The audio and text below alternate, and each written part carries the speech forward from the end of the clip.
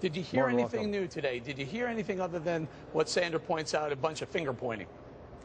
Well, real disappointment. I mean, if there's ever a time when the president has to step up and lead, it's now. I mean, we've been waiting for him to do this. Look, no matter what Congress does, if the president doesn't support it, it's not going to happen.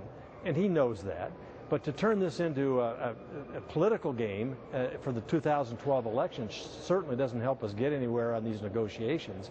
It's not responsible, and I'm just very disappointed that the president chose this tactic. Hey, Senator, there's some, I think there's a pledge out there, I believe it's called cap, cut, and balance. Sir, I get it, cut spending, cap spending, but the balance one, that seems to be the hardest one to get to. Well, it is, but you know, in the end, we have to lock this in with a balanced budget amendment. Now, it's going to take time to get this. Of course, the states will have to ratify it.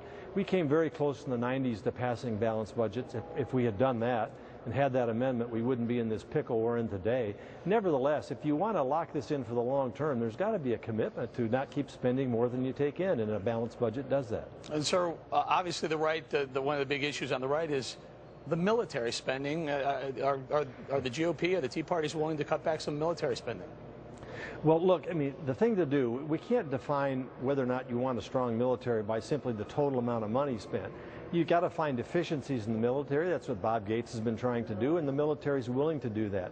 They understand that we're in a fiscal situation which can hurt the military in the future if we don't get a hold of it, and they're willing to do their part. We don't want to sacrifice effectiveness. We don't want to sacrifice our national security. But we can. It's a big bureaucracy. We can find savings there like we can find elsewhere. Everybody has to contribute what they can.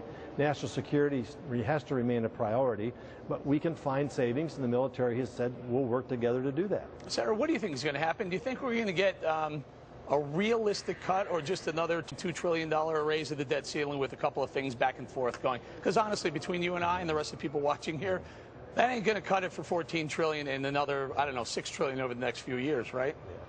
Yeah, I'm becoming increasingly concerned that without the White House leadership and the president's engagement in the real issues, we're not going to get there. And that's a tragedy, because it affects every American, and it doesn't bring us out of this economic malaise that we're in and get people back to work. He's got to step up.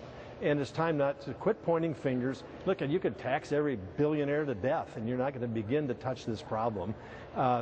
Government spends too much, and if we don't address that problem, we're not going to get there. All right, we're going to have to leave it there. Thank you very much, Senator Dan Coats. Bringing it out to the panel, John, you listening to Here's the logic behind what Obama did. 46.4% of Americans